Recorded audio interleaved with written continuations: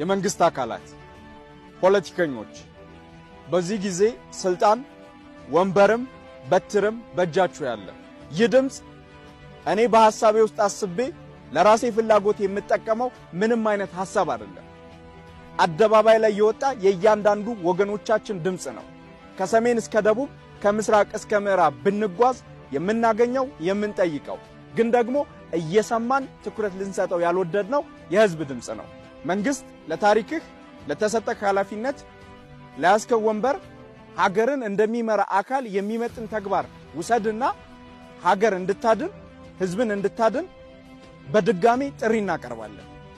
ይህ ጥሪ በተደጋጋሚ የቀረበ ግን ደግሞ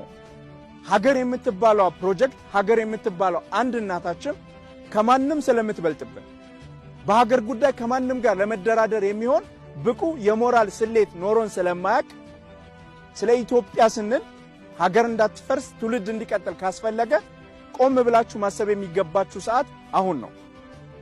በዚህ ሰዓት ላይ የምናደርገው ውሳኔ ወይ ሀገር ያድናል ወይ ሀገር ያጠፋል ኢትዮ ማለዳ ደግሞ አንድ ነገር ሁሉ ጊዜ ታስባለች ሀገር ትቀጥላለች ትውልድ ይቀጥላል